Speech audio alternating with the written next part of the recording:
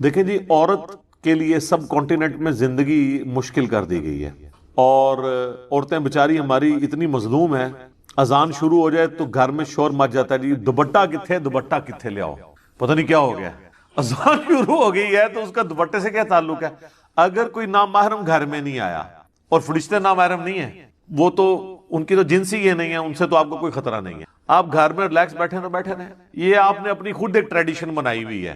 Even یہ بھی tradition ہے کہ واش روم میں سر ڈھانپ کے جانا، اچھا تو جب غسل کرنے لگیں گے پھر کیا کریں گے؟ کوئی لاجیکل بات کریں، اس طرح نہیں ہوتا۔ تو وہ اتنی مشکل زندگی کر دیتے ہیں، وہ کہتے ہیں کہ جناب عورت جب جائے نا جی اذان شروع ہو جائے تو فوراً دوپٹہ لے لے۔ ٹھیک ہے، ٹریڈیشنل آپ کریں، ہمیں کوئی اعتراض نہیں ہے، اس کو دین بنا کے آپ پیش نہ کریں، آپ کا اپنا ذاتی شغف ہے، جو مرضی کریں اور بنائیں، آپ اس میں چیزیں ایڈ کرتے جائیں، لوگوں کے لیے زندگی مشکل کرتے جائیں۔ اسی طریقے سے زیور کے بارے میں بھی لوگوں کے دماغ میں ہو سکتا ہے مت ہو، ادروائز زیور کا نماز کے ہونے یا نہ ہونے کے ساتھ کوئی تعلق نہیں، بلکہ زیور پہن کے تو نبی الاسلام کی جو صحابیات تھیں وہ باقاعدہ نماز پڑھتی تھی۔ بخاری و مسلم دونوں میں حدیث ہے، آپ عید والا چیپٹر نکال لیں، بخاری کا بھی مسلم کا بھی، کہ نبی علیہ السلام نے عید کی نماز پڑھائی، نماز پڑھانے کے بعد آپ علیہ السلام جو ہے وہ مردوں کی طرف گئے، ادھر اپیل کی آپ نے اللہ کی راہ میں خرچ کرنے کی، پھر عورتوں کی طرف آئے، وہاں پر آپ نے اپیل کی۔ حضرت بلال جو ہیں وہاں پہ وہ آپ سمجھ لیں چندہ اکٹھا کر رہے تھے اللہ کے لیے، اپنے محل بنانے کے لیے اور گاڑی خریدنے کے لیے نہیں، پامے تو چندے کا ثبوت کر لو اللہ کے لیے۔ تو اس میں بخاری مسلم دونوں میں الفاظ ہیں کہ عورتوں نے اپنے کانوں کی بالیاں، اپنے بازوؤں کے زیور، اپنے گلے کے ہار بھی اتار کے ڈال دیے۔ تو یہ حدیث اس بات کا ثبوت ہے کہ وہ عورتوں نے زیورات کے اندر نماز پڑھی تھی۔ اس کے لیے آپ کو امام حنیفہ کو فیکس نہیں کرنی پڑے گی، یہ بخاری مسلم دونوں میں حدیث کے طور پہ موجود ہے۔ یہ کوئی ایسا مسئلہ نہیں ہے جو آپ کو استنباط، اتنا موٹا لفظ بولتے ہیں استنباط، عام بندے کی اہلیت نہیں ہے وہ قرآن و حدیث سے ڈائریکٹ مسئلے نکال سکے۔ اور یقین کریں یہ ان لوگوں کو فالو کر رہے ہوتے ہیں جو قرآن و حدیث سے ڈائریکٹ مسئلے اچھل اچھل کے باہر نکل رہے ہوتے ہیں نا، ان کو سائڈ پہ کر کے ان کے اپوزٹ مسئلے بتا رہے ہوتے ہیں۔ ان کو یہ کہہ رہے ہوتے ہیں یہ ہمارے امام ہیں، ہمارے بزرگ ہیں، جو مسئلے خود اچھل کے کہہ رہے ہوتے ہیں کہ یہ مسئلہ ہمارا یہ ہے، وہ کہتے ہیں نہیں تو سائڈ پہ ہو جا۔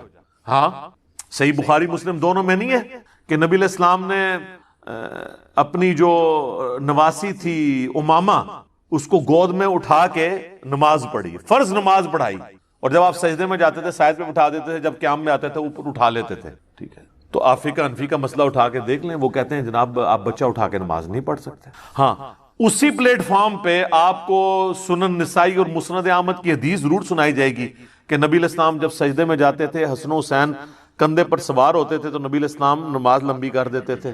یہ وہ مزہ ویل کر رہے ہیں، اور وہ فرض نماز ہوتی تھی، جب تک وہ بچہ اترتا نہیں تھا آپ علیہ السلام سجدے سے سر نہیں اٹھاتے تھے۔ اور فقہ حنفی میں مسئلہ انہوں نے یہ لکھ دیا ہوا ہے در مختار کے اندر کہ اگر آپ بچہ اٹھا کے نماز پڑھتے ہیں تو آپ کی نماز باطل ہے۔ ہاں اگر آپ کتا اٹھا کے پڑھ لیں تو آپ کی نماز درست ہے، لیکن اس کا منہ آگے سے باندھ لیں، کہیں زبان نہ مار دے کیونکہ اس کی تھوک ناپاک ہے۔ سر اس میں نا بزرگوں سے ریکویسٹ ہے وہ ایڈ کریں کہ منہ بھی باندھ لیں اور ایک پیمپر بھی بنا دیں، ہو سکتا ہے نماز کے دوران وہ آپ کو تر و تازہ نہ کر دے اور الٹا نماز ہی جاتی رہے۔ یہ کون سا کتا ہے جس کو اٹھا کے نماز پڑھنے کی آپ کو ضرورت پیش آئی ہے؟ یعنی یہ اولیاء اللہ نے کتے پالے ہوئے تھے، اتنے شوقین مزاج تھے وہ کہ مطلب وہ کتے اٹھا کے نمازیں پڑھا کرتے تھے۔ یہ کون سے کتے ہیں؟ پالتو کتوں کو اٹھایا جاتا ہے نا، شکاری یا اسٹیشن کتا تو کسی نے اٹھا کے نماز نہیں پڑھنی نا۔ تو اسلام میں تو صرف آپ شکاری کتا رکھ سکتے ہیں یا حفاظت کے لیے۔ بخاری مسلم میں حدیث ہے کہ جس نے شکار یا حفاظت کے علاوہ، ریوڑ کی حفاظت یا گھر کی حفاظت کے علاوہ، وہ بھی باؤنڈری سے باہر کتا پالا تو روزانہ ایک قرات اجر اس کے نام مال سے کم ہو جائے گا، اور ایک قرات اود پہاڑ کے برابر ہے۔ کتے کے اوپر لادہ سے میرا ایک کلپ بھی ہے، وہ آپ دیکھ لیں، شکار کے اوپر آپ لکھیں ڈاگ پالنا، ریبیز کے بارے میں بھی جو ہلکے ہو جاتے ہیں۔ تو جب یہ صورتحال ہو تو وہاں پر جو مسئلے یعنی کلیئر کٹ قرآن و حدیث سے نکل رہے ہوتے ہیں نا، اس کو تو یہ سائڈ پہ کر دیتے ہیں اور کہتے ہیں استنباط۔ ان کا استنباط یہ ہوتا ہے کہ کلیئر کٹ نکل رہا ہے ایاک نعبد و ایاک نستعین، اب اس میں سے نکالنا یہ ہے کہ بابوں کو کیسے پکارا جائے۔ یہ بزرگوں نے خدمت کرنی ہوتی ہے اسلام، بہت کر لی خدمت، ان ریٹائر ہو جاؤ، ان زمانہ بدل گیا۔ مرنے سے پہلے اے مسلمان کر لے اس پہ غور، کتابوں کا خدا اور ہے، بابوں کا خدا اور۔ تو عورت زیور پہن کے نماز پڑھ سکتی۔ ٹھیک ہوگا جی. جزاک اللہ. علی بھائی اگلا سوال ہے، کیا نماز کی حالت میں عورت کے لیے سارے جسم اور سر کے بالوں کے ساتھ ساتھ ہاتھ اور پاؤں کو ڈھانپنا بھی ضروری ہے؟ اہل حدیث تھوڑی سختی کرتے ہیں اس مسئلے میں. ایک ویسے ضعیف روایت بھی ہے سنن نبی داؤد کے اندر پیش کی جاتی ہے، لیکن وہ روایت کمزور ہے، کہ بلکہ اس کو یہ بھی کہا جاتا ہے موقوفاً ہے ام سلمہ سے، لیکن پھر بھی اس کی سند کمزور ہے کہ عورت جو ہے وہ نماز کی حالت میں اس کا سطر یہ ہے کہ وہ اپنے پاؤں بھی ڈھانپے اگر وہ ایک چادر میں نماز پڑھ رہی ہے. تو یہ روایت تو کمزور ہے. بعض باقی روایتیں ایسی ملتی ہیں جس کی بنیاد پہ لوگوں نے یہ مسئلہ نکالا ہے. باقی امت کا اجماع اس پہ نہیں ہے. امت کا اجماع اس میں یہ ہے کہ چہرے کی ٹکیا، دونوں ہاتھ اور ٹخنوں سے نیچے والے پاؤں، عورت ٹخنوں سے اوپر نہیں کر سکتی. تہمد یا پینٹ یا اپنا پجامہ یا شلوار اس نے ٹخنوں سے نیچے کرنا ہے، مرد نے اوپر رکھنا ہے. ابو داؤد میں حدیث ہے کہ ٹخنوں سے نیچے ہو تو نماز نہیں ہوتی اس کی. تو یہ وہ چیزیں جن کا قرآن میں سورہ النور کے اندر ذکر ہے، سورۃ العذاب میں، کہ یہ چیزیں وہ ہیں جو خود بخود ظاہر ہو جاتی ہیں، چہرے کی ٹکیا اور اور یہ بھی اس صورت میں جب آپ محرم کی موجودگی میں نماز پڑھ رہے ہیں یا عورتیں عورتوں والی سائڈ پہ نماز پڑھ رہے ہیں. اگر مردوں کے ساتھ مکس گیدرنگ والا معاملہ ہے تو اگر تو یعنی مرد جو ہیں وہ صحابہ کرام ہوں اور عورتیں پیچھے نماز پڑھتی ہوں اور صحابہ کرام مڑ مڑ کے پیچھے تو نہیں ظاہر دیکھیں گے، تو پھر وہاں پہ تو عورت چہرہ کھلا رکھ کے بھی نماز پڑھ سکتی. جس طرح ہم کہتے ہیں نا کہ وہ نبی علیہ السلام نے، اور وہاں اسی بخاری مسلم میں حدیث میں موجود ہے، نبی علیہ السلام فرمایا جب تک مرد سر نہ اٹھا لیں عورتیں سر نہ اٹھائیں، کیونکہ کپڑے بیچاروں کے مختصر ہوتے تھے، بعض کا شرمگاہ نظر آ جاتی تھی. تو حضور علیہ السلام نے یہ حکم دیا. جہاں اتنی غربت یہ سارا کچھ ہو، اللہ کے نبی کے پیچھے نماز پڑھ رہا ہو بندہ، تو ان چکروں میں تو نہیں پڑے گا نا وہ. تو اب تو خیر میں سمجھتا ہوں زیادہ بہتر معاملہ ہے کہ عورتوں کی جگہ ہی نماز کے لیے الگ بنی ہوتی ہے، وہاں پہ تو پھر کوئی ایسا سلسلہ نہیں ہے، سوائے اس کے کہ CCTV کیمرے نہیں ہونے چاہیے. وہاں پہ بھی کوشش بچنے میں ہی عافیت ہے. بعض اوقات انہوں نے کیمرے بھی لگائے ہوتے ہیں علماء نے امت کے وسیع تر مفاد کے لیے، تو وہاں پہ تو نہیں ہونے چاہیے کیمرے. اسی لیے میں کہتا ہوں مسجدوں میں اعتکاف کو بھی اوائڈ کریں، عورتیں گھروں میں ہی کریں اجتہاداً، کوئی مسئلہ نہیں ہے، کیونکہ اس طرح کے ایشوز پھر بڑی دور تک چلے جاتے ہیں، کئی ایک چیزیں پھر سامنے آنا شروع ہو جاتی ہیں، مسئلے خراب ہو جاتے ہیں. اس لیے عورتیں جو ہے نا وہ اپنے معاملات کو بڑا دیکھ سنبھل کے چلیں. باقی پاؤں اگر وہ ڈھانپ لیتی ہیں تو ٹھیک ہے، کوئی حرج نہیں ہے، لیکن یہ ان کے سطر کا حصہ نہیں ہے. جس طرح مرد کا سطر نماز کے لیے ناف سے لے کے گھٹنوں کے نیچے تک ہے، بشرطے کہ قمیض نہ ہو، ورنہ وہ بخاری میں حدیث ہے کہ اس شخص کی نماز نہیں ہوتی جب تک اس کا کچھ حصہ کندھے پر نہ ہو. تو وہ 2 چادروں میں آپ نے نماز پڑھنی ہے، ایٹ لیسٹ 2 چادریں نہ ہو تو پھر تو تہمت بھی کافی ہے. تہمت بھی نہ ہو تو آپ فقہ حنفی سے رابطہ کریں، جس میں لکھا ہوا ہے کہ ایک جنگل ہے اس میں 12 بندے ہیں، 12 ہی ننگے ہیں، تو امامت کون کروائے گا؟ اور پھر وہ کہتے ہیں جی دیکھیں جی یہ کس حدیث میں مسئلہ آیا ہے. ٹھیک ہے، اب اندازہ کریں آپ ایک مسئلے خود بناتے ہیں اور پھر حدیثوں کا مذاق اڑاتے ہیں. اس طرح کے تو کئی مسئلے میں نے آپ کے بزرگوں کے نکالے ہیں، ان کو نہیں پتا. مجھے بتائیں کس بزرگ کی کتاب میں کینگرو کا مسئلہ لکھا ہے، پرانے بزرگ کے، کہ کینگرو حلال ہے یا حرام؟ زرافہ، ان بیچاروں کو تو ان جانوروں کا پتہ بھی نہیں تھا، تو اب میں ان کا مذاق اڑانا شروع کر دوں گا؟ اجتہاد ہی تو اسلام کی خوبصورتی ہے. قیامت تک آپ نے حالات و واقعات کو دیکھ کے کسی رزلٹ تک پہنچنا ہے. تو یہاں پر بھی یعنی اجتہاد کے معاملے کے طور پہ چیزوں کو دیکھا جائے گا. عورتیں جو ہیں وہ بہتر تو یہ ہیں کہ جب وہ محرم میں ہوں تو پھر تو ٹھیک ہے، ادروائز اگر کسی ایسی اوپن جگہ پہ نماز پڑھ رہی ہیں جہاں پہ غیر محرم کی نظر پڑ سکتی ہے تو اس میں وہ چہرے کا بھی نقاب کرے. البتہ پاؤں کو ڈھانپنا یہ ضروری نہیں ہے. ویسے آپ سعودی عرب میں چلے جائیں نا تو وہ عورتوں کو انہوں نے کالے دستانے بھی پہنائے ہوتے ہیں، پاؤں میں جرابیں، سخت گرمیوں کے اندر انہوں نے نا یہ سارا کچھ. یہاں پہ بھی آپ دیکھ لیں کہ پورے کا پورا دین عورتوں پہ اپلائی کیا ہوتا ہے. میں نے کئی یعنی لوگ دیکھے ہیں جو خود انہوں نے داڑیاں بھی نہیں رکھی ہوئی ہیں اور عورتوں کو سر سے لے کے پاؤں تک انہوں نے نا ہر چیز چھپا کے رکھی، ایون کالی اینکیں بھی لگائی ہوتی ہیں آنکھوں کے پردے کے لیے. میرا خیال ہے اپنے حصے کا اسلام بھی تقریباً جو ہے نا آدھا انہی کے اوپر ہی ڈال دیا ہوتا ہے. ہم تو نہیں کر سکتے تو عورتوں کے لیے جو ہے نا زندگی مشکل کریں. تو اگر کوئی عورت لمبا کوئی اس طرح کا پہننا چاہتی ہے ضرور کرے، لیکن یہ اوبلیگیٹری نہیں ہو. قرآن میں واضح یعنی موجود ہے کہ وہ چیزیں جن کے لیے چھپانا یعنی ایک عام حالت میں بھی یہ کھلی رہتی ہیں. چہرہ جو ہے بہرحال اس میں احتیاط کرنی چاہیے اگر غیر محرم کے سامنے. اگر گھر میں ہے تو پھر آپ کوئی مسئلہ نہیں. البتہ یہ حدیث ہے سنن نبی داؤد کے اندر، نبی صلی اللہ علیہ وآلہ وسلم نے فرمایا کہ جب عورت بالغہ ہو جائے تو اللہ تعالیٰ ننگے سر اس کی نماز قبول نہیں کرتا. نابالغ چھوٹی بچی ہے تو وہ ننگے سر بھی نماز پڑھ سکتی ہے. بالغہ عورت ننگے سر نماز نہیں پڑھ سکتی. اور ننگے سر کا مطلب اس کا سر پورا اس کے بال ڈھانپے ہوئے ہوں اور ایسی چادر اس کے اوپر ہو جس میں سے بالوں کی سیاہی بھی باہر نہ چمکے, کیونکہ جسم چھپایا جاتا ہے نا, کپڑا تو اسی مقصد کے لیے پہنا جاتا ہے. اگر آپ اتنا باریک کپڑا پہن لیں کہ جسم نظر آئے تو وہ تو آپ کا ستر نہیں ہے. جس طرح آج کل بہت کاٹن کے باریک اگر کپڑے آپ نے سفید رنگ کے پہنے ہوئے ہوں تو جسم اندر سے نظر آ رہا ہوتا ہے. کالے ہوں تو پھر بھی پردہ رہ جاتا ہے, یا کوئی ڈارک کلر کے, اس میں بھی کوشش کرنی چاہیے موٹا کپڑا ہو. اس طریقے سے اگر باریک دوپٹہ سر پہ اوڑا ہوا ہے, ویسے عورتوں کو یہ بات پتہ ہے وہ ڈبل ٹرپل کر کے اوڑھ لیتی ہیں, بال نکلے ہوئے نہ ہوں. بالغہ عورت ہے تو اس کی نماز قبول نہیں ہوگی اگر ننگے سر وہ نماز پڑھ رہی ہے. اچھا, اس کو مس یوز بھی کیا گیا ہمارے لوگوں نے نا, پردے کی ترغیب دلانے کے لیے. میں نے خود ایسی پوسٹیں دیکھی ہیں فیس بک پہ جن پہ لکھا ہے کہ جو عورت ننگے سر رہتی ہے اللہ اس کی نماز ہی قبول نہیں کرتا.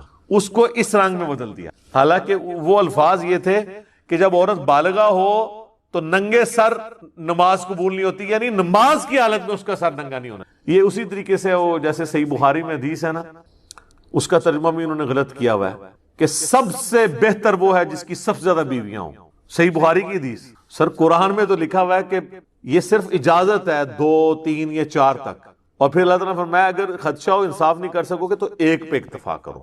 قرآن میں تو 1 کو پریفریبل کہا گیا ہے, زیادہ کی اجازت ہے. اب وہ بخاری کی حدیث ہمیں بھی ایک دفعہ کسی نے بھیج دی, میں نے کہا میں پڑھوں مطلب یہ حدیث, تو حدیث کچھ اور تھی. وہ عبداللہ ابن عباس شادی کی ترغیب دلاتے ہوئے کہہ رہے تھے, چونکہ اس زمانے میں بھی یہ ایک چیز آ گئی تھی نا, بخاری مسلم میں کئی احادیث اس پہ گواہ ہیں. کئی صحابہ نے حضور سے کہا کہ ہم شادی نہیں کریں گے, اور ایک 3 صحابہ والی حدیث بھی ہے, اور بھی کئی احادیث ہے. تو نبی علیہ السلام نے فرمایا رہبانیت اسلام میں نہیں ہے, نکاح میری سنت ہے, جو میری سنت اغراض کرے گا وہ مجھ سے نہیں ہے. تو اسی کانٹیکسٹ میں نا عبداللہ ابن عباس بیسیکلی نکاح کی ترغیب دلا رہے تھے. ترغیب دلاتے ہوئے انہوں نے کہا کہ جو سب سے بہتر انسان تھا نا اس کی تو اتنی ساری بیویاں تھیں, یعنی نبی علیہ السلام, کہ نبی صلی اللہ علیہ وآلہ وسلم نے اتنی بیویاں کی بھی تھیں. سب سے بہتر انسان اللہ کا متقی پرہیزگار بندہ تو وہ ہے, تو شادی کرنا کوئی عیب والی بات نہیں ہے. اگر یہ عیب ہوتا تو اللہ کے نبی علیہ السلام نے تو زیادہ شادیاں کی ہوئی تھیں. جو مخلوق میں سب سے بہتر تھا یعنی رسول اللہ افضل الخلق, اس کا انہوں نے ترجمہ اس طرح کنورٹ کر دیا کہ سب سے بہتر وہ ہے جس کی سب زیادہ بیویاں. تو وہ ہم تھوڑی سی عقل اپنی بھی استعمال کر لیا کریں کہ یہ ترجمے کس طریقے سے کس طرف لے کے جائے. اور بعض کا ایسے ہو جاتا ہے تھوڑا سا وقف کرنے سے رکنے سے, اٹھو مت بیٹھو, اگر آپ اٹھو مت کے اوپر رک جائیں تو اس کا مطلب ہے اٹھو مت بیٹھ جاؤ, اور اگر آپ نہ رکیں تو اٹھو پہ رک جائیں, اٹھو مت بیٹھو تو اس کا مطلب ہے اٹھ جاؤ. ایک ہی جملہ ہے, تھوڑی سی اس کی ٹون بدلنے سے وقت کرنے سے بدلنے سے کیا بن جاتا ہے. تو وہ لوگ اپنے اپنے مطلب اس میں سے نکال لیتے ہیں. تو اس طرح حدیث کے اندر جو ہے وہ یہی ہے کہ جو بالغہ عورت اس کے ننگے سر نماز نہیں ہوتی, اس کو سر ڈھانپ کے نماز پڑھنا پڑے گی, یہ اس کا مطلب ہے. واش روم جانے کے لیے بھی سر ڈھانپنا کوئی ضروری نہیں ہے, غسل کرنے کے لیے بھی سر ڈھانپنا کوئی ضروری نہیں ہے. عام حالت میں عورت اپنے گھر میں ریلیکس رہنا چاہتی ہے, اس کو کسی بھی صورت میں اس طرح کے اضافی کپڑے رکھنے کی ضرورت نہیں ہے اگر کسی غیر محرم کی اس پہ نظر نہیں پڑ رہا. البتہ بعض یعنی جسم کے حصے وہ ہیں جو آپ محرم سے بھی سوائے اپنے خامند کے اس کو لوگوں پہ ایکسپوز نہیں کریں. اس لیے قرآن میں آنا کہ ایک اضافی چادر سینے پہ رکھنی ہے, اور عورتیں رکھتی ہیں, گھروں میں بھی رکھتی ہیں, عام حالت میں بھی, وہ اپنی جگہ. میں بات کروں چہرہ کھلا ہونے کے, یا ایون ایک عورت اپنے باپ کے سامنے آتی ہے, اس نے ویسے دوپٹہ لیا یا دوپٹہ اس کا گر گیا, بال ظاہر ہوئے ہیں, تو اس کے باپ کے لیے تو وہ پردہ نہیں ہے اس کے بالوں کے ساتھ. باپ بیٹی کا تو رشتہ بہت عظیم ہے, ٹھیک ہے, تو وہ معاملہ بالکل الگ ہے. تو اس طرح چیزوں کو مکس کرنے کی ضرورت نہیں ہے. ٹھیک ہو گیا جزاک اللہ. علی بھائی اگلا سوال ہے, کیا نماز کے لیے عورت پر بھی جوڑا کھولنا ضروری ہے جیسا کہ مردوں کے لیے بالوں اور کپڑوں کو سمیٹنے کی ممانعت آئی ہے؟ بخاری مسلم میں حدیث ہے, نبی علیہ السلام نے فرمایا کہ کوئی بھی نماز کی حالت میں نہ تو اپنے بالوں کو سمیٹے اور نہ کپڑوں کو. یہ ودن نماز ہے, اس چیز کو نبی علیہ السلام نے ناپسند فرمایا. اس کی وجہ سے محدثین نے پھر شرح یہ کی ہے کہ اصل میں نبی علیہ السلام کی خواہش ہے کہ جو بندہ سجدہ کرے تو اس کے بال بھی عاجزی کے طور پہ جا کے سجدے میں گریں. اگر اس نے سر پہ کوئی ٹوپی نہیں پہنی ہوئی ہے تو اس کا جوڑا نہ باندھے, یا پگڑی پہنی ہے ٹوپی پہنی ہے پھر تو خود بخود بال نہیں جا کے گریں گے. جوڑا کرنے کی نماز کی حالت میں اجازت نہیں ہے. ویسے اگر کوئی مرد جوڑا کر لیتا ہے کوئی حرج نہیں ہے, لیکن وہ کندھوں سے اوپر اس کے بال ہونے چاہیے, اس سے نیچے رہو. بال کو سمیٹنے کے لیے آپ جیل بھی لگا سکتے ہیں, صحیح بخاری میں موجود ہے، مسلم میں اما عائشہ کہتی ہیں کہ نبی علیہ السلام کے بالوں کو میں گوندا کرتی تھی، اس وقت گوند استعمال ہوتی تھی، بال بہت گھنے تھے تو چپکا دیا کرتی تھی بالوں کو، ایک جگہ سیٹ رہے، تو رکھ سکتے ہیں آپ۔ یہ جو جوڑے والا معاملہ ہے نا کہ عورت جوڑا یعنی کھولے اور بالوں کو سیدھا کر کے نماز پڑھے، یہ جوڑے میں پڑھ سکتی ہے، بالکل پڑھ سکتی ہے، اپنے گھر میں پڑھ رہی ہے تو بالکل ٹھیک ہے۔ رہا پبلک پلیس کے اوپر اس طرح کا جوڑا بنانا کہ وہ سر پہ اس طرح ابھرا ہوا باہر سے نظر آئے، جس طرح کئی عورتیں جو ہیں وہ اپنے بالوں کو نمایاں کرنے کے لیے، اپنے جسم کے نمائش کے لیے حرکت کرتی ہیں، وہ تو غلط ہے۔ وہ تو صحیح مسلم میں حدیث ہے نا کہ نبی علیہ السلام نے فرمایا کہ دو اس قسم کے جہنمی ہیں جن کا عذاب میں نے بھی نہیں دیکھا، اتنا سخت عذاب ہے۔ ان میں سے پہلی کیٹیگری ان لوگوں کی ہے جن کے ہاتھ میں کوڑے ہیں، یعنی ویسے حکمران یا ایسے جلاد جو لوگوں کو ناحق مارتے ہیں، اور دوسری وہ عورتیں جو مٹکنے والیاں، مردوں کو اپنی طرف مائل کرنے والیاں، اور ایسا لباس پہننے والیاں کہ گویا وہ ننگی ہوں، یعنی اتنا چست لباس یا اتنا باریک کہ اس میں سے جسم ٹھلک رہا ہو، جن کے سر بختی اونٹوں کے مانند ہوں۔ یہ آپ دیکھیں عرب میں اگر آپ چلے جائیں نا تو کئی عورتیں جو ہے نا یہ اتنا بڑا اوپر جوڑا کر کے نا یوں کر کے حجاب لیا ہوتا ہے۔ یہ کون سا حجاب ہے جس میں آپ اٹریکٹ کر رہے ہیں کسی کو؟ اس قسم کا جوڑا نماز ہو یا نماز کے باہر یہ ویسے ہی غلط ہے۔ اس جوڑے میں بھی کوئی نماز پڑھ لے گا، نماز اس کی ہو جائے گی عورت کی، لیکن یہ عمل بذات خود غلط ہو۔ ایون مرد کے لیے بھی جو ہے یہ صرف ترغیب کے لیے ہے کہ وہ یعنی ان کاموں سے بچے کہ نماز کی حالت میں وہ جوڑا یا کپڑوں کو نہ سمیٹے۔ اب بعض کا لوگ پینٹ میں نماز پڑھ رہے ہیں، اب سجدے میں جانے لگتے ہیں تو تھوڑی سی پینٹ ان کو سمیٹنی پڑ جاتی ہے، ادروائز پینٹ پھٹ سکتی ہے، تو وہ اتنی چوڑی نہیں ہوتی، ڈریس پینٹ نہ ہو تو وہ ایک معاملہ الگ ہے۔ یہ چیزیں پریفریبل ہیں، یہ اس طرح کی چیزیں نہیں ہیں جن سے حلال و حرام کا مسئلہ اخذ ہونا شروع۔ تو بہتر یہ کہ عورت جو ہے وہ جوڑے کو اوائڈ ہی کرے، بال سیدھے رکھے نماز کے لیے بھی، لیکن بعض اوقات وہ وقتی طور پہ سمیٹنے پڑ جاتے ہیں، کوئی حرج نہیں ہے۔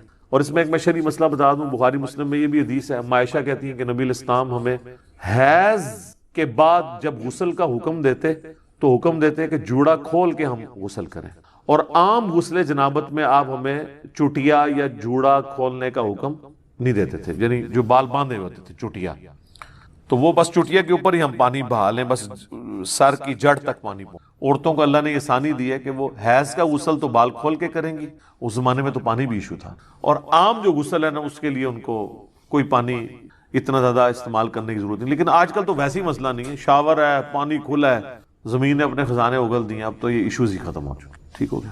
جزاک اللہ۔ وَبِالْوَالِدَيْنِ احسانا، اور اپنے والدین کے ساتھ احسان کی روش اختیار کرو۔ قرآن میں مینلی بڑے بڑے 4 مقامات جو میں نے بتایا 10 کمانڈمنٹس میں، چاروں جگہ پر توحید کے بعد پہلا حق اللہ تعالیٰ نے ماں باپ کا رکھا ہے۔ یہاں پہ تو مختصر بات ہے، لیکن باقی جگہوں میں ملے گا کہ اگر والدین تجھے اکسائیں اس بات کے اوپر کہ تو اللہ کے ساتھ کسی کو شریک ٹھہرا، تو پھر ماں باپ کا بھی کہنا نہیں ماننا۔ یعنی ماں باپ کا حق بھی اللہ کے حق کے اندر دنیا میں معروف طریقے سے ان کے ساتھ چلیں، ایون ماں باپ کافر بھی ہوں تو۔ اسما بنت ابی بکر جو حضرت ابو بکر کی بیٹی تھی، ان کی ماں کافرہ تھی، تو صحیح بخاری میں آتا ہے کہ انہوں نے اللہ کے نبی علیہ السلام سے کہا کہ میری ماں مشرکہ ہے، میرے پاس آتی ہے، میں اس کے ساتھ کیا معاملہ کروں؟ تو آپ نے فرمایا دنیا میں معروف طریقے سے اس کے ساتھ بیہیو کرو، یعنی وہ جو ہیومن ڈگنیٹی ہے وہ وائلیٹ نہیں ہوگی۔ کافر ماں باپ بھی ہیں، بیمار ہوں گے، آپ ان کا علاج کروائیں گے، ان کی صحت کا خیال رکھیں گے، ان کے باقی معاملات کو دیکھیں گے، لیکن بات آپ نے ماننی ہے اس رب کی جس نے آپ کو ماں باپ دیے ہیں، اس رب کے پیغمبر کی کہ جو دنیا پہ اس رب کا نمائندہ ہے صلی اللہ علیہ وآلہ وسلم۔ والدین کے ساتھ احسان کرو، وَبِذِي الْقُرْبَى، اور اپنے قریبی رشتہ داروں کے ساتھ۔ آپ دیکھیں گے قرآن میں ماں باپ کے بعد ہمیشہ رشتہ داروں کا ذکر ضرور آتا ہے پہلے نمبر پر، اس لیے کہ رشتہ داروں میں جیلسی فیکٹر ہوتا ہے، تو اللہ نے اسپیشلی کہا ہے کہ رشتہ داروں کے ساتھ ضرور اس نے شروع کرنا ہے۔ آپ کئی لوگ دیکھیں گے اپنے بہن بھائیوں کے ساتھ تو ان کی دشمنیاں چل رہی ہوتی ہیں اور یاروں دوستوں کو کھلا پلا رہے ہو، تو اسلام میں تو اس کی اجازت نہیں ہے۔ آپ کی زکوٰۃ کا بھی سب سے زیادہ حقدار آپ کے بہن بھائی ہیں۔ ماں باپ اولاد کو آپ زکوٰۃ نہیں دے سکتے، لیکن بہن بھائی کو تو زکوٰۃ لگتی ہے، پہلا حق ان کا ہے اگر وہ غریب ہے۔ وَالْيَتَامَى، اور جو یتیم ہیں جن کی پرورش کرنے والا کوئی نہیں ہے، والمساکین، اور مسکین لوگ جو ہیں، والجار ذی القربى، اور جو پڑوسی، قریبی پڑوسی، اس کا ایک ترجمہ ہے قریبی پڑوسی، اور ایک ایسا رشتہ دار جو آپ کا پڑوسی بھی ہو، دونوں ترجمے درست ہیں۔ والجار الجنب، اور ایسا پڑوسی جو دور کا ہے، رشتہ دار نہیں ہے، یعنی پڑوسی تو ہے لیکن رشتہ دار نہیں، یا وہ رشتہ دار ہے لیکن دور کا رشتہ دار۔ یہ ترتیب بتائی جا رہی ہے کس طرح حق ہے ترتیب۔ والصاحب بالجنب، اور مجلس کے لوگ جو تمہارے دوست یار ہیں۔ دیکھیں دوست یاروں کا ذکر کس کے بعد آیا؟ ماں باپ، رشتہ دار، پھر قریبی رشتہ دار، پھر دور کے رشتہ دار، پھر دوست۔ اسے دوست پہلے ہونے میں الٹا ایک معاملہ چل رہا ہے۔ وابن السبیل، اور مسافر بھی۔ اگلے زمانوں میں تو مسافروں کے لیے بہت بڑی آزمائش تھی نا میرے بھائی، نہ تو کوئی موبی کیش تھا اور نہ کوئی ایزی پیسہ تھا۔ کسی کو راستے میں قافلے کو لوٹ لیا اور وہ گھر سے 4 مہینے کی مسافت پہ ہے، اس کا اونٹ بھی کسی نے چوری کر لیا تو وہ گھر کیسے پہنچے گا؟ آپ ذرا امیجن کریں، سفر تو گھوڑوں اور اونٹ پہ ہوتا تھا۔ ایون آج کے زمانے بھی اگر آپ کے پاس کرایہ نہیں ہے تو آپ کس طرح، ایک بندہ کراچی سے اسلام آباد آتا ہے، یہاں اس کی جیب کٹ گئی ہے اور پیسے بھی کسی سے وہ مانگ نہیں سکتا، پیچھے اس کا کوئی ہے نہیں جو اس کو دے، تو ظاہر ہے ادھر ہی وہ کسی سے مدد کے لیے کرے گا، مجھے کم از کم ٹکٹ تو لے دیں۔ تو اس لیے مسافر کا حق آج بھی اسی طریقے سے امپورٹنٹ، لیکن اس میں یہ کرنا چاہیے جو پروفیشنلز ہیں نا، ان کو گاڑی میں بٹھا کے آنا چاہیے، ان کو پیسے نہ دیں ٹکٹ کے، کیونکہ زیادہ تر یہ فراڈیے بھی ہوتے ہیں نا۔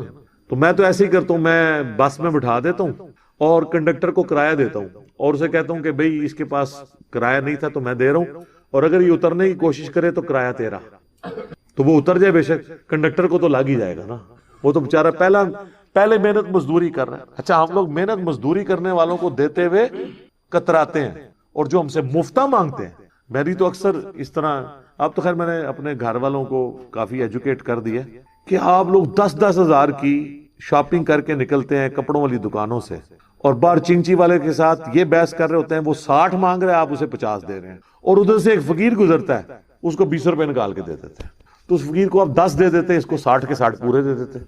جو محنت مزدوری کر رہا ہے اس کا حق ہے، اور میرے تو اپنے زندگی میں اصول ہے، مجھے اگر کسی جگہ کے کرائے کا پتہ ہے، چونکہ میں بھی پبلک ٹرانسپورٹ پہ ہی سفر کرتا ہوں، ٹیکسی پہ یا رکشے پہ یا آئی ایس پہ، تو چلیں فکس کرایہ ہوتا ہے، تو اگر اس نے پہلی دفعہ میں وہ کرایہ بتا دیا نا کہ یہ اتنا ہے، اور مجھے پتا ہے کہ اتنا ہی کرایہ ہے، میں کم بھی نہیں کرواتا۔ تو کئی بار لوگ ایک دم پریشان ہوتے ہیں، ایک دو بار تو جب میں نے کہا ٹھیک ہے چلیں، وہ کہتے ہیں نہیں جی لے جاؤ، وہ ڈر جاتے کہ یار یہ کون سا بندہ ہے جس کو 120 بتایا تو اس نے 100 بھی نہیں کہا، تو یہ کیڑے چکر ہیں چاہے، یا اس کو یہ شک پڑ جاتا ہے کہ میں نے واقعی کم مانگ لیا ہے، مجھے زیادہ مانگنا چاہیے، ایسا بھی ہو جاتا ہے۔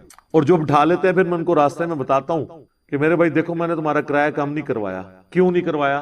تم نے جائز مانگا تھا، تو آمدہ بھی جائز مانگنا، ہم بھی تمہاری طرح کے ملازم پیشہ لوگ ہیں، ہم کوئی یعنی چندوں پہ تو نہیں پل رہے، یا ہم لوگوں کی جیبیں نہیں ہتھیاتے ہیں کہ ہمارے پاس اتنا مال ہو کہ ہم جو ہے وہ اپنی علیحدہ سے ٹیکسی کے اوپر سفر کر رہے ہوں۔ تو ہماری بھی کوشش ہوتی ہے کہ یار بس جتنا نومینل طریقے سے گزارا ہو سکے تو اس کو ریلائز بھی کرا دیتے ہیں۔ وما ملکت ایمانکم، اور جو تمہارے قبضے میں ہیں تمہاری لونڈیاں اور غلام، جو میں نے پہلے بھی عرض کیا کہ یہ سسٹم آبسلیٹ ہو چکا ہے، لیکن ان کے حقوق اپنی جگہ تھے، جو اور اس کو آج ماڈرن فارم میں آپ اس فارم میں سمجھ سکتے ہیں کہ ہر وہ چیز جو آپ کے انڈر آتی ہے، آپ کے گھر میں کام کرنے والے جو لوگ ہیں، اگرچہ وہ لونڈی اور کنیز کے نہیں، وہ آزاد لوگ ہیں، لیکن بہرحال وہ آپ کے انڈر تو آتے ہیں، تو آپ ان کی بھی ضرورتوں کا خیال رکھیں۔ اور اس حوالے سے میں کہوں گا کہ دنیا میں خوش نصیب ترین ملک جو ہے نا وہ پاکستان ہے۔ پاکستان میں غریب لوگ تو چل ہی چیریٹی کے اوپر رہے، یہاں پر یعنی لوگ اپنے گھر میں کام کرنے والوں کے ساتھ بہت زیادہ حسن سلوک کرتے ہیں۔ اگر گھر والوں میں سے کوئی باہر سے آتا ہے تو وہ اپنے گھر میں کام کرنے والی جو عورتیں ہیں ان کے لیے بھی کوئی نہ کوئی گفٹ لے کے آتا ہے، ان کو بھی کچھ نہ کچھ کپڑے لے کے دے دیتے ہیں۔ کل کو ان کے بچیوں کی شادیاں ہوتی ہیں تو پھر وہ جن گھروں میں کام کرتی ہیں وہ پھر ان کو ہیلپ آؤٹ کرتے ہیں، اور یہ آلموسٹ ہر جگہ ہو رہا ہے، اور یہ ہمارے اس معاشرے کی خوبصورتی ہے، اس کلچر کی خوبصورتی ہے، اور اسلام کی دین ہے یہ کہ ظاہر ہے کہ خرچ تو وہی کرتا ہے جسے امید ہو آخرت میں ملنے کی، لیکن اس میں یہ چیز ہونی چاہیے کہ آپ اپنے ملازم کو زکوٰۃ اس لیے سے نہیں دے سکتے کہ اب یہ میرے ساتھ ضرورت سے بڑھ کے اس نے سلوک کرے چونکہ میں نے اسے زکوٰۃ دی ہے۔ زکوٰۃ اللہ کا حق تھا آپ پر، وہ اگر آپ اپنے ملازم کو دیتے ہیں نا تو اس کے اگینسٹ آپ اگر اس سے یہ تمنا کریں گے نا کہ اس کے اگینسٹ وہ میرے ساتھ زیادہ لائلٹی شو کرے، آپ کی زکوٰۃ فارغ ہوگی، وہ نئے سرے سے دینی پڑ جائے گی۔ ملازمین کو زکوٰۃ دینے والا معاملہ بڑا خطرناک ہو جاتا ہے، ایک لمحے کے لیے بھی آپ کو یہ خیال آ گیا، چلے دل میں وسوسہ آنا اس پہ گرفت نہیں ہے، لیکن آپ نے اسے ایگزیکیوٹ کر دیا، اسے ڈانٹ دیا کہ تم نے میں فریج لے کے دیتا سی، تو فریج تو آپ نے لے کے دیا تھا زکوٰۃ کے پیسوں کا، تو اس پہ احسان کیسا؟ وہ تو آپ پہ احسان ہے اس کا کہ اس نے لے لیے، تاکہ آپ نے اللہ کا ایک فرض پورا کر لیا۔ تو ملازمین کو زکوٰۃ دیتے وقت یہ خطرہ لاحق رہتا ہے کہ ہر وقت کہ کہیں آپ کی بدنیتی آگے بیچ میں تو وہ فرض ہی فارغ ہو جائے گا، نئے سرے سے دینی پڑ جائے گی۔ یہ پھر اپنا خود بخود محاسبہ کرنا ہوگا۔ بعض لوگ یہ کرتے ہیں پھر اس کے اگینسٹ ان سے ڈبل مزدوریاں کروا رہے ہوتے ہیں، اور ظاہر ہے وہ تو بیچارہ پسا ہوا طبقہ ہے تو انہوں نے تو کرنا ہی کرنا ہے۔ تو لہٰذا حسن سلوک والا معاملہ ان کے ساتھ ضرور کریں۔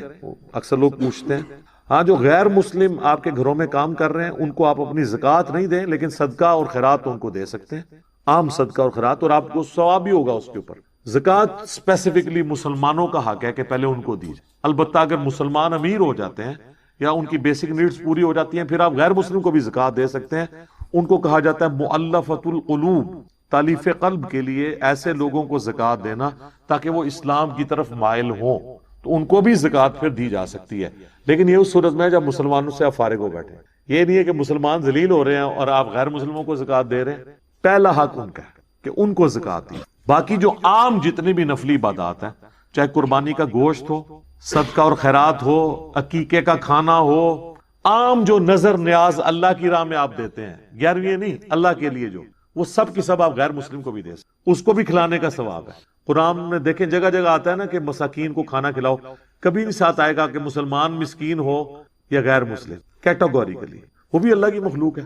اور اوائل اسلام میں تو جن لوگوں نے اسلام قبول کیا ہے وہ اسلام کی انہی اخلاقی رویوں کی وجہ سے کیا ہے نا، کہ عرب کے معاشرے کے اندر جہاں پہ غلاموں کی کوئی عزت نہیں تھی، وہاں پہ ایک شخص یہ آواز بلند کرتا ہے کہ جو خود کھاتے ہو وہی ان کو کھلانا ہوگا، جو خود پہنتے ہو وہی ان کو پہنانا ہوگا۔ اس لیے تو نبی الاسلام پہ پہلے غلام ایمان لے آئے تھے کہ ہمارے حقوق کی آواز کسی نے بلند کی ہے۔ وہ چیز جو مسلمانوں کا ترہ امتیاز تھی اور لوگوں کے اسلام قبول کرنے کا سبب تھی، وہ ہم نے دنیا کو بتانی تھی کہ ہم بیسک ہیومن رائٹس کے اندر بلیو کرنے والے ہیں، نہ کہ یہ کہ ہم اپنے مسلمانوں سے پیسے لے کے بھی ان کو ملاوٹ شدہ چیزیں دے رہے ہیں، ان کے ساتھ دھوکہ اور فراڈ کر رہے ہیں۔ بالکل الٹ ہو چکا ہے نا کام۔ آپ دیکھ لیں، آپ کی والدہ ہاسپٹل میں ایڈمٹ ہوں خدا نخواستہ، اور آپ کو ڈاکٹر ایک ٹیکہ لکھ کے دے کہ جی اس ٹیکے سے آپ کی والدہ کی جان بچ سکتی ہے، اور آپ میڈیکل سٹور پہ جائیں اور وہ کہ جی یہ 2 ٹیکے میرے پاس اویلیبل ہیں، یہ حافظہ اللہ تعالیٰ اور دامت برکاتہم عالیہ نے جو نیا میڈیکل سٹور انہوں نے میڈیکل دوائیاں بنائی ہیں ان کا ٹیکہ ہے، اور یہ جرمنی کے ایک کافر ڈاکٹر کا ٹیکہ ہے۔ تو جب مولوی ہے نا وہ بھی ادا لوے گا ٹیکہ، مولوی بھی مولوی کا ٹیکہ نہیں لے گا، انہوں پتا ہے کہ اے رحمت اللہ علیہ ساڈے بھی رحمت اللہ علیہ کرائے گا۔ یہی ہے، ہمیں تو کوئی اعتماد نہیں۔ میں اپنی پرسنلی آپ کو بتاؤں، میں نے جب بھی کوئی کرسچن مزدور یا مستری کام پہ لگائے ہیں نا تو مجھے تو بڑی بے فکری ہوئی ہے، نہ تو انہوں نے کوئی خرد برد کی ہے، میرا تو بڑا اس حوالے سے تجربہ ہے۔ تو کتنا شرم کا مقام ہے کہ ہم مسلمان ہو کے، یعنی جنہوں کہندے نے آرڈر ہم ہی کر دینا ہے، پیسے لے کے بھی اس کو حلال نہیں کر، تو لوگوں کو ان تکلیفوں سے گزرنا پڑ رہا ہے۔ تو ایک عام آدمی کو تو اس سے کوئی غرض نہیں کہ آپ کی داڑھی کتنے انچ ہے اور آپ نماز کتنے منٹ کی پڑھتے ہیں، عام آدمی کو تو یہ غرض ہے کہ آپ کا اس کے ساتھ تعلق معاملات کا کیسا ہے۔ لیکن میں دوسری ایکسٹریم پہ بھی نہیں جاؤں گا کہ صرف معاملات ہی سیدھے اور اللہ تعالیٰ کو کہو جی اللہ سے اپنے حق معاف کر دے گا، وہ بھی دوسری ایکسٹریم۔ اللہ کے حق بھی اور مخلوق کے حق، یہ دونوں پیرلل میں چل رہے ہیں۔ ایک پر سے پرندہ نہیں اڑتا، 2 پروں سے ہی اڑتا ہے۔ تو یہ اللہ تعالیٰ نے دونوں چیزیں ہیں، حقوق اللہ بھی، حقوق العباد بھی، امر بالمعروف بھی یعنی نیکی کا حکم بھی، اور نہی عن المنکر بھی۔ خالی فضائل اعمال نہیں، نہی عن المنکر نہیں کرتے نا، وہ کہتے ہیں امر بالمعروف کریں گے، اعمال کے فضائل سنائیں گے۔ نہی عن المنکر جو ہے نا وہ تو ظاہر ہے اس میں تو خطرہ ہوتا ہے کہ اگلا بندہ کوئی سنا ہی نہ دے۔ علم بھی عمل بھی، یہ بھی دیکھ لیں جوڑا ہے، خالی علم بھی کوئی چیز نہیں، خالی عمل بھی کوئی چیز نہیں جب تک علم کی بنیاد پہ۔